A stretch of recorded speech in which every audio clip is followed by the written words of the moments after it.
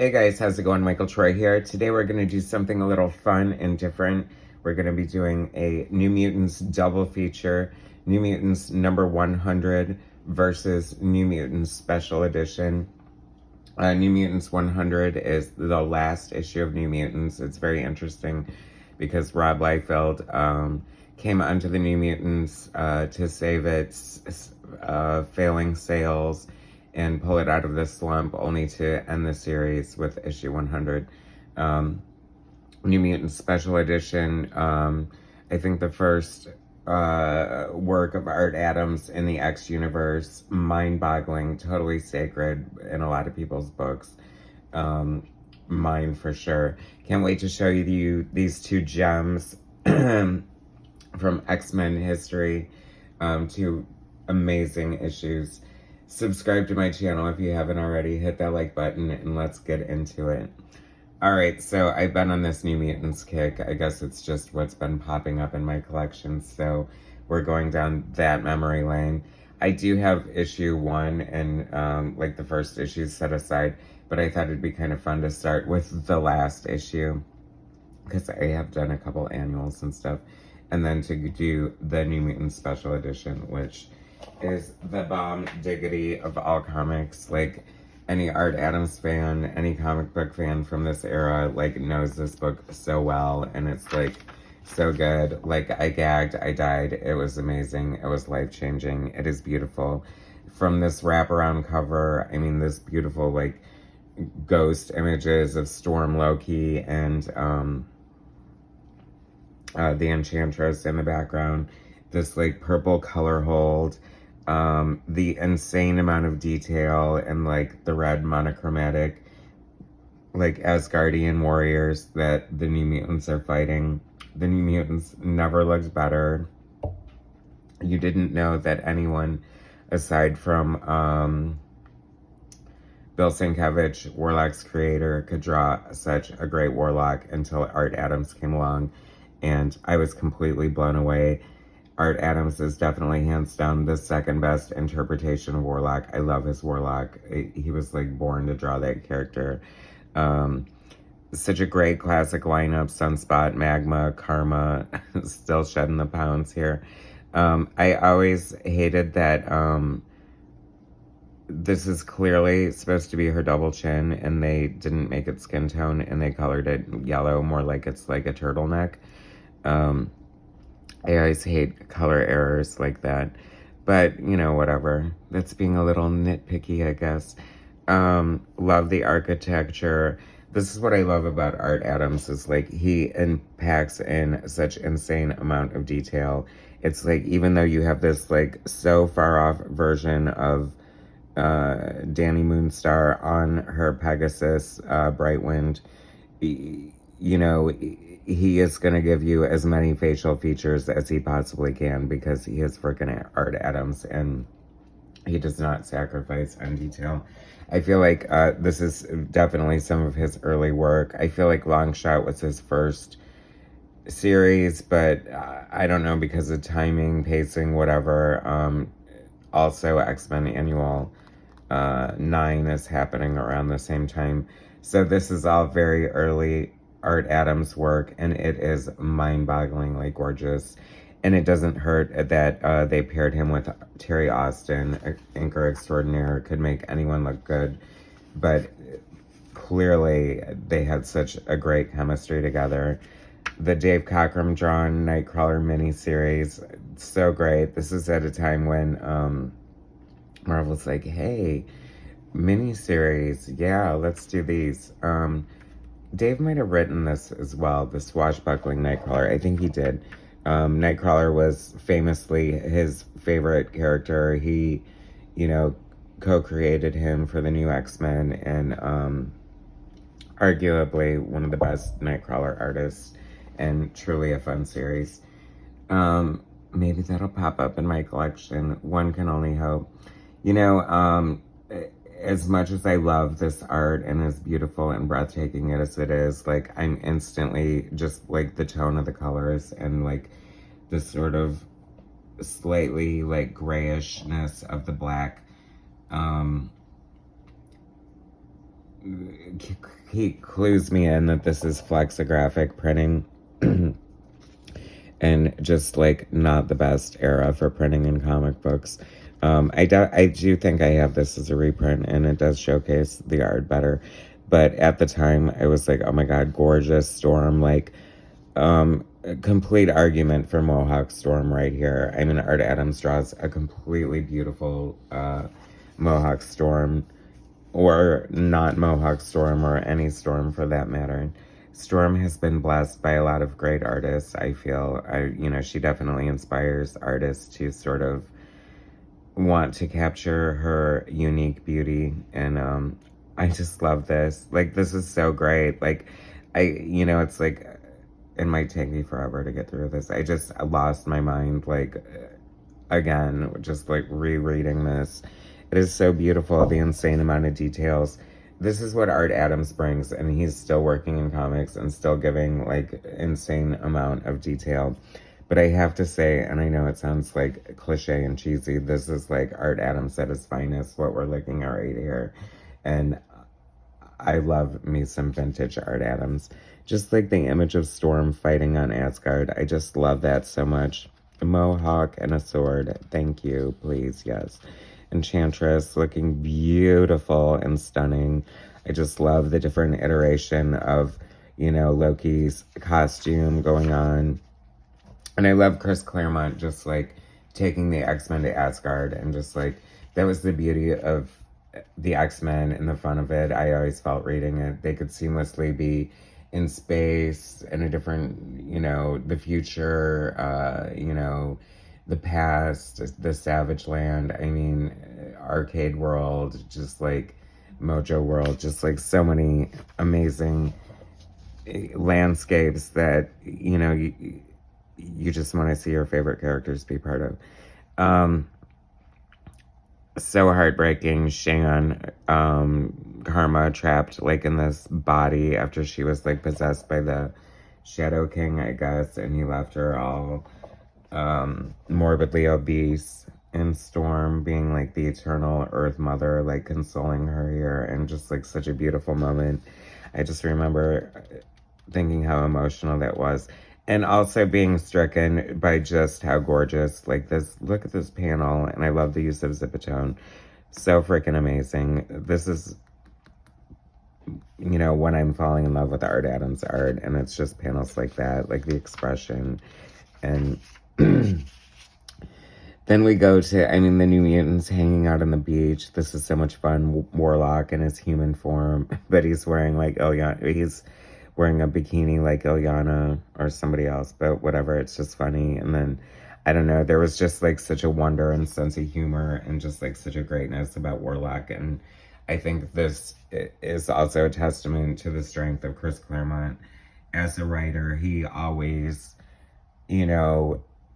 had the team using their powers in like non-threatening situations, just like in fun ways. And I think like that just makes so much sense. Like, if you were a teenager and you could, shapeshift or teleport or something, you wouldn't just be saving it to beat the alien's ass. You would be like doing it all the time nonstop just for the pure fun of it. And probably, filming it for TikTok these days. The mutants of TikTok must be like bazillionaires. So cool. You know what I just realized, and maybe, I don't know, like, maybe I guess I should have known it all along, but if you look at it the right way, or if it's done the right way, or just in general, on principle alone, Sunspot, by very design, is always surrounded by Kirby dots when he's using his powers. And that just kind of made me fall in love with Sunspot even more, even though I love him so much already. And while we're on the subject of loving Sunspot, I love the cast of the New Mutants. I thought it was such a good movie. I thought it was such a great depiction. I don't understand why it was kind of critically and a little bit like mixed reviews with the fans. I thought the acting was so good. The casting was good. I thought the handling of the story, the Demon Bear saga, which is very close and sacred to my love and lore of the New Mutants, and my introduction to a lifelong love affair with Bill Sienkiewicz art, even though I was aware of him already. But yeah, I love the movie. I think it's sad that it sat in limbo. I think that it should have came out sooner. I think that the bad hype kind of killed it. And I think it was not given a fair chance. And I would have loved to seen them do like a trilogy of follow it with the Legion story and then end it with the Karma story. And that would have been freaking perfection right there. But you blew it, people. I mean, you even have a good movie and you're not gonna, I don't know, whatever. Who cares? I could go on and on. Anyway, we got this gorgeous freaking, I mean, Storm is clearly the beautiful images of Storm throughout this issue are just worth the price of admission alone. But there's just that and so much more. I mean, this image of Ayana being bound to the wall with these like hands that pop out of the wall, like so amazing. And it's just like why Art Adams is just such a great comic book artist. I mean, like, that's the fun of comics. That's freaking amazing right there. That should be a splash page. Please, I beg you, IDW, Artist Edition, Art Adams, X-Men, and New Mutants work yesterday. I mean, I need to see this blown up and gorgeous and just drink in all the luscious details of the original art. So many fun nuggets. Like, I feel like Art Adams is definitely, and I probably said this before, but one of those artists who puts in, and a lot of artists do, it's a solitary thing, drawing, and you put in little images to sort of entertain and or impress yourself, like little jokes or characters. I think we're getting to that, but I have to point out this stark, beautiful landscape. It kind of reminds me, oddly, to compare and contrast, once again, the great Bill Sienkiewicz, but like the opening splash page of his Dune adaptation, where it's just such a beautiful desert landscape and such a amazing use of negative space and just really nailing it. You know, I think that Frank Whiteley definitely pulls that off quite well. You know, his line work is very intricate and detailed, but he knows when to utilize sort of lack of detail for a great effect. And it just creates, you know, like, makes her seem like, because she's so big and trapped in her own flesh prison created by the Shadow King or whatever, that, you know, the big vastness of the desert around her makes her look so lonely and isolated. It's really great storytelling. And Doug Ramsey, I love Doug Ramsey. Like, the classic New Mutants are just, like, the best. But, like, the full roster, like, I want, you know, Ilyana, I want Magma, I want, I want all the secondary characters. Warlock. I feel like there were only 3 of them. You know, here we go with the Art Adams, like, throwing in Martin Short, Ed Grimley character, just to entertain himself, and that's so freaking amazing, and I just love that. And Cypher with, like, this chain around his neck, having to wash dishes in this bar after, you know, it's funny because I think that, it's so weird. Like, I don't know, this is why the X-Men are great, though, and Chris Claremont, and specifically, you know, Cypher has a very passive power in that it's just being able to interpret and translate and just know any, like, language. And I feel like he's constantly questioning, like, his physical ability, and, like, it just is so natural for, like, a, you know, a teenager or an adolescent, and, you know, like, he's humiliated by this bar wench, like, he can't even lift his sword, so she just slaps him and he loses the fight. Crushed. There is that great Warlock. Oh my god, Wolfsbane. Like, Art Adams just draws. I mean, I love her laughing, like, so hard that she's crying. I mean, that could be, like, super comical and cartoonish, and it is in a way, but it's drawn in, like, all this amazing, like, beautiful, glorious detail. Like, it's crazy. Love that Warlock. hella. I mean, just when you thought the images couldn't get better.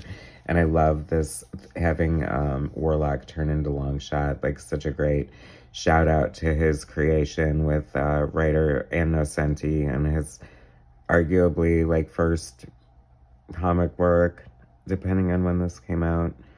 Feel free to let me know in the comments if you're a big Art Adams fan, which I am, but you know, whatever. I'm not Encyclopedia Brown. I can't even say it. Like, once again, like the X-Men and New Mutants just mesh so well in like this Asgardian setting. Like, it's just so much fun to see the characters like in these different situations, you know. Such great Art Adams like effect here. I feel like, you know, I definitely see, like, you can see the Art Adams influence, and arguably like a lot of this is Michael Golden influence. Like, you can see some of, like, I don't know, some of the intricacy of the feathering and the line work is a little, and I think that Adams even admits that Michael Golden, as a lot of people who came into the industry around the same time, were a huge influence by Michael Golden. You know, Rob Liefeld, who was also influenced by Art Adams. So it's very cannibalistic in a great art pop culture mashup kind of way. I love it too. I just love little flourishes like this, like Sam, you know, because he's like from the South and stuff. So he's like in these cut off jean shorts, but also with his costume top still intact. I just like fun, like little things like that Art Adams always seems to never sacrifice, like thoughtful details in his art. And I know a lot of it does come from probably Chris Claremont's script, but I feel like Chris Claremont is also very collaborative and very into bouncing ideas off of the artist he is working with and allowing them to sort of shine and play to their strengths. Another testament to why he's such a great writer. I mean, so much detail going on. So she shows them their greatest fear, and it's Hela, and that is just fine with me because that is a freaking gorgeous Art Adams Hela. Almost giving me a little bit of Barry Windsor Smith vibes in here, which I'll take. It's interesting because, you know, Terry Austin is definitely the common thread, you know, around this time, within, you know, year or two, whatever, is probably inking Barry Windsor Smith on Life, Death, Part 1, which I think was like 85, and this is 85 as well. No, that can't be. Like, so many great books could not have all came out in the same year, but I think they did. Such great versions of Ilyana, like, because she is like the demon child who grew up in limbo, raised by Belasco. I love that Enchantress kind of looks like a video vixen from the 80s. Her fashion's even questionably 80s, and her big hair too, but part of the beauty of Art Adams' work for sure. This is so epic. This is so like Mandalorian, so like On the Desert, Star Wars, like wow. Like, so impressive for like his early work.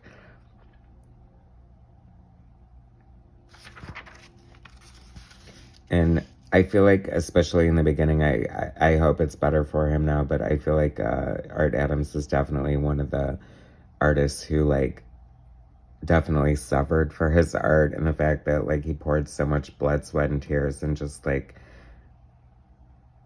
thought and time and just, like, insecurity, like a lot of young artists.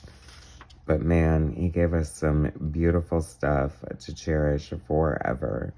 I mean, how much warmth and heart. I mean, who doesn't love the relationship between Doug Ramsey and Warlock, Doug Locke? Like, so genius. That is so badass. I love that. Volstagg and the Warriors 3, I guess they are called. Not the biggest Thor fan here. Yes, I said Thor. I'm not Thor. I'm not lisping.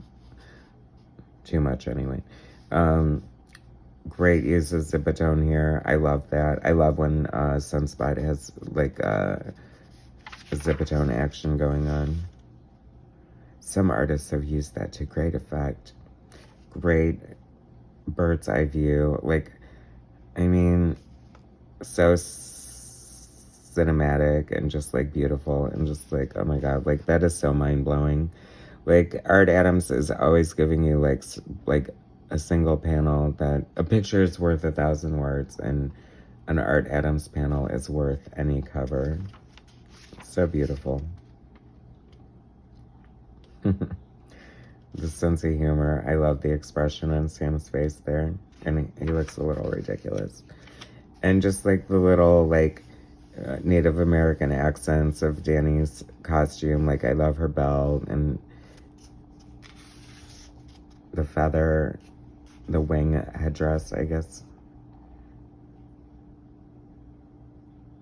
That's what I think was kind of cool about the New Mutants in a way. Like even when they didn't, you know, have their own unique costumes, which they've had a couple times, but none are more memorable than I think their originals. But they're so distinct and so different that they just immediately stand out, even within wearing their own, you know, uniform. Such great little fun. This is what I love about Terry Austin's inking. Like within one panel, he's bringing you so many different textures, and it just adds so much great depth to art's art, which already has so much great texture and level of depth to it. Just, if Art Adams can't ink himself, which he does mostly now, I feel, then I definitely want Terry Austin inking him.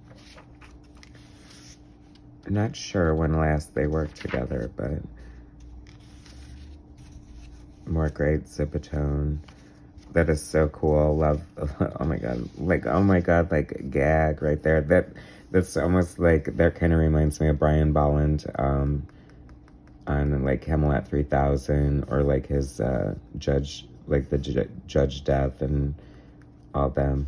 So cool looking. What a great panel. I would love to see this in black and white and actual size in person.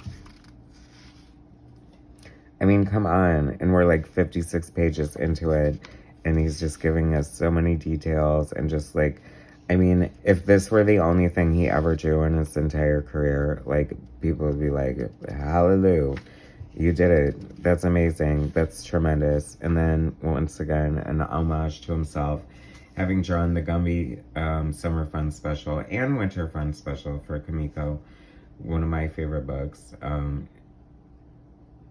Art Adams Gumby, Warlock Gumby. Like, oh my god, that needs to be a t-shirt right there. Beautiful, breathtaking, gorgeous. All right, so love that. New Mutants Special Edition #1. Art Adams, Chris Claremont, amazing. Take a chance on Long Shot. Okay, so I guess it did come out after, but I think he did start working on it before. I could be wrong. Anyway, now versus New Mutants #100, the final issue of the series, illustrated by Art Adams. No, it's not. It's illustrated by Rob Liefeld. So, I don't know. Like, the purple and white is evocative of the book we just looked at, so there's that. But in Rob Liefeld, I mean, you can see the Art Adams influence definitely, like with the small features and the small details and stuff. And this is probably the height of, like, Rob Liefeld for me. Like, I love this stuff. I thought it was great. As I mentioned earlier, it is kind of weird that, you know, one of his bragging points is, like, he did turn, you know, New Mutants around, and it wasn't, like, selling very well, and then he turned it into a bestseller, only to cancel it and turn it into X-Force. And let's face it, like, I mean, I guess it's necessary for the time, and it's totally fitting, and I'm not going to argue. Like, I was so there for it. I loved X-Force. Too bad its momentum died quickly because of the formation of Image Comics, and other things. The Speculator Doom, that was a Freudian slip. And plus, whatever, but I just think, like, New Mutants is a cooler name.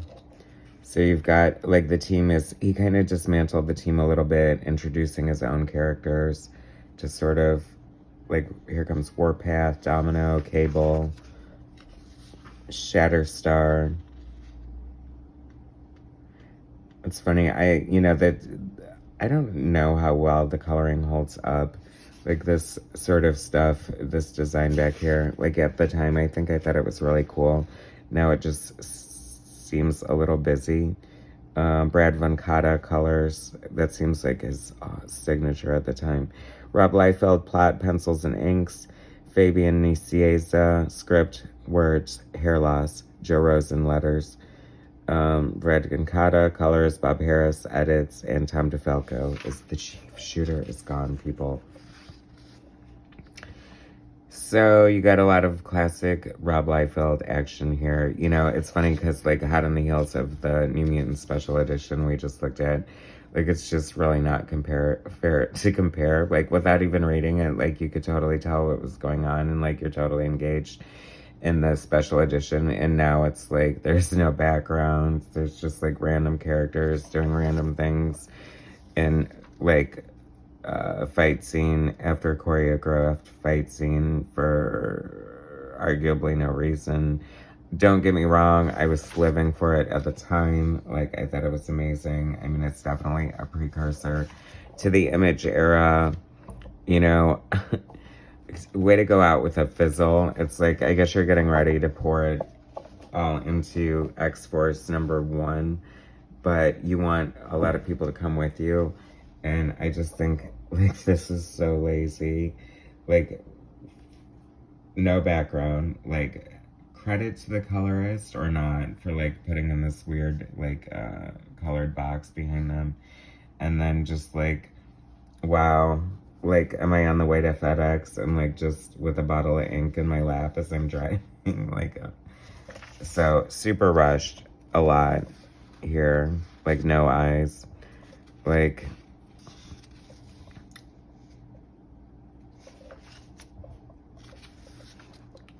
but, you know, I mean, there's a lot of, I want to say good things, right? Oh my God, actual feet. So I feel like there's been, you know, Rob Liefeld gets a bad rap for not drawing feet, but there have been definite periods of history where he has definitely drawn feet. And he draws them now, and I kind of long for the no feet, especially the way they look now. They look kind of like loaves of bread with slippers on them. Check out the Deadpool covers if you don't know what I'm talking about. That is a fun looking mojo. I don't know. There's something crazy about Rob Liefeld's art. I mean, I do like it a lot, but, like, it is sort of a poor man's Art Adams once you look at it right after it. I don't know. Once again, this is, like, the final 100th issue. It's a double-sized. I think we're getting ready to launch, like, a double-sized X-Force. That is a really freaking ugly, old-looking face on Boom Boom.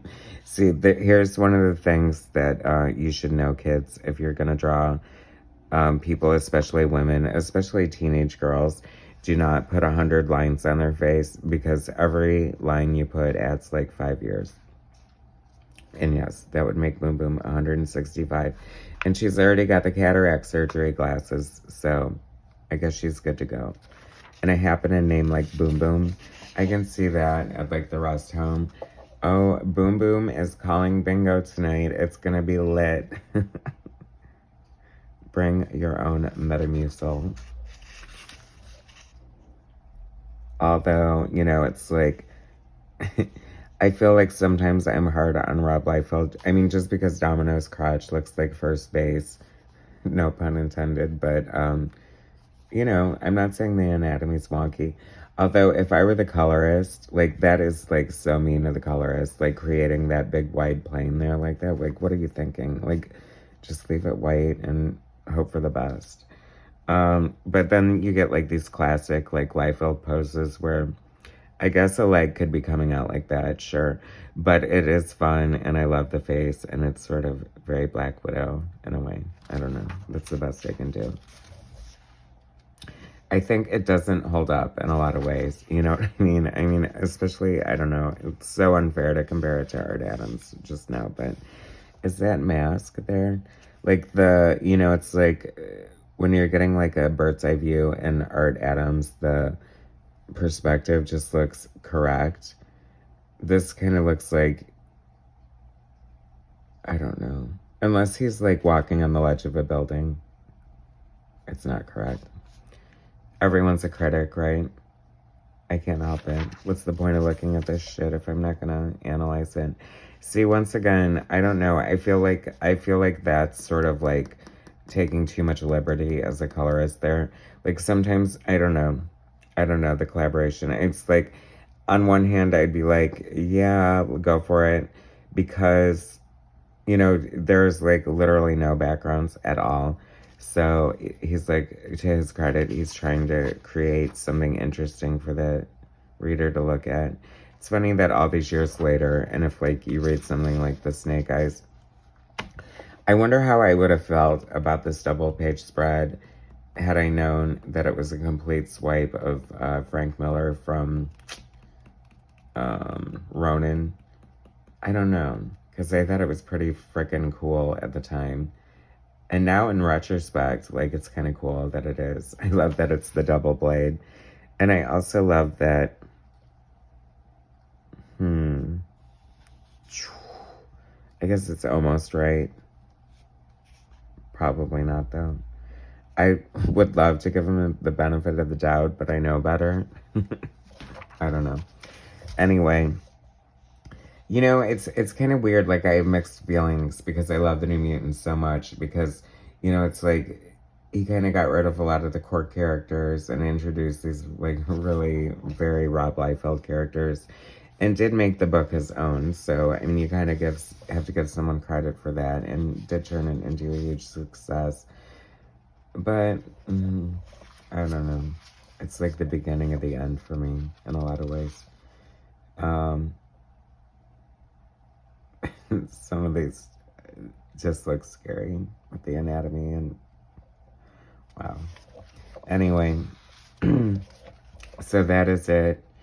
You gotta end with a little strife. Boy, if the first part of the book looked super rushed, now I feel like you have somebody coming in to help with the inks, and I use help in air quotes because not very flattering right there. And it's probably a really good artist too, sadly. It's probably like somebody like I don't know, Eric Larson or something. I would love to know who inked this. It's not Rob Liefeld, unless he did it super rushed, which is totally popular. I mean, what the fuck with that eyeball? Anyway, so that was a fun New Mutants double feature. New Mutants Special Edition, #1, a classic, versus New Mutants #100, another comic book. Anyway, thanks for watching. Hit subscribe, share my content, hit like. I'll talk to you later. Thanks.